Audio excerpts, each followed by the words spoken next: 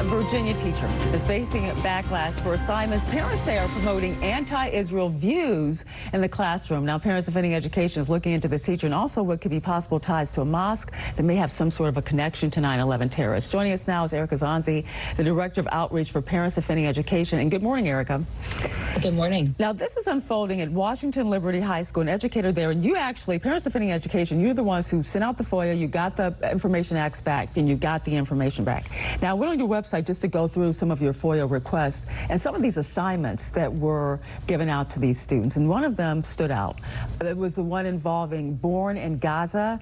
It appears, even when you look at the FOIA request here, that school administrators had questions about standards when it comes, and here it is right here, it's on our screen, when it comes to standards about this assignment. So what was problematic about this assignment right here and some of the other ones you found and the information you got back from this Information Act?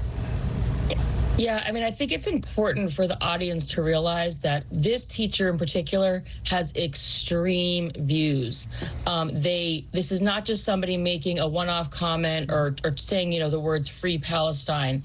She is agitating in front of her students and using her students, describing Israel as participating in genocide, organizing and participating in student walkouts where she has students chanting anti-Israel slogans. Again, she uses the listserv of the school. So imagine that you work there and now you're getting emails from your colleague lecturing you about settler colonialist genocide.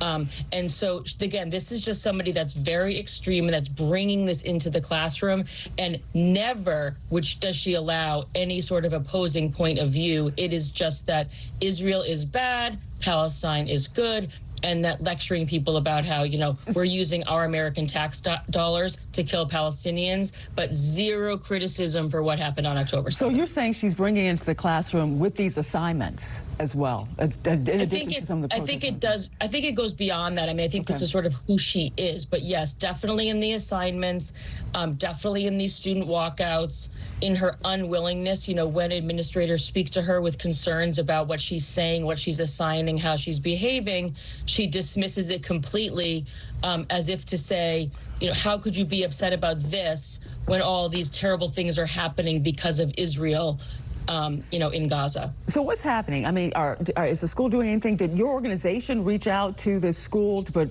pressure on them? So what's the next step here? Personnel matters are always very private, as people probably know. So what we do is we just put the information out there. We do the public records request. We post the documents, and then if media outlets decide they want to cover it, they can, and they're the ones who reach out for comment. And from what I can tell, I don't really think that they're getting much. And again, this has been going on for a long time. This started, you know, after October 7th, and a lot of these emails are dated in like the January timeframe.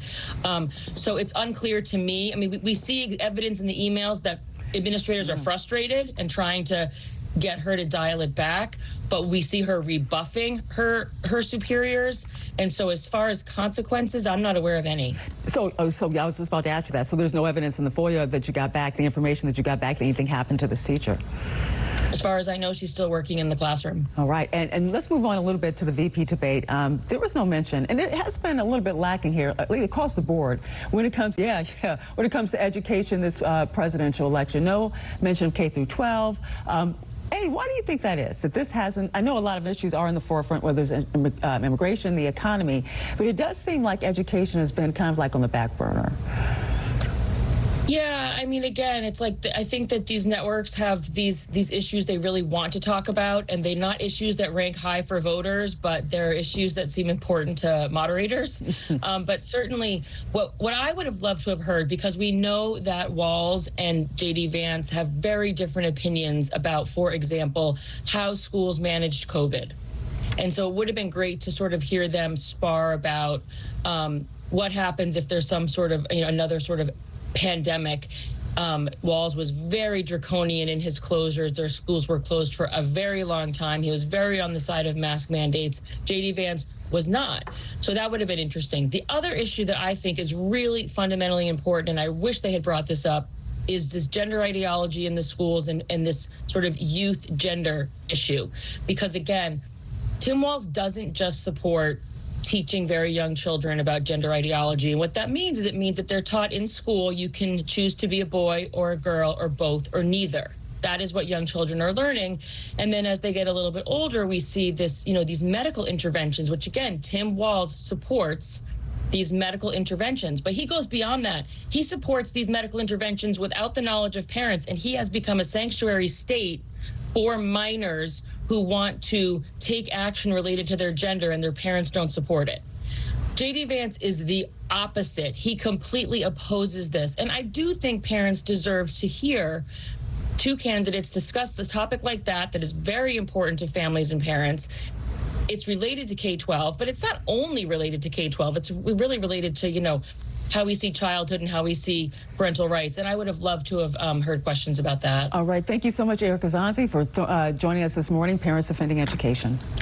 Thank you so much. Have a nice weekend. You too.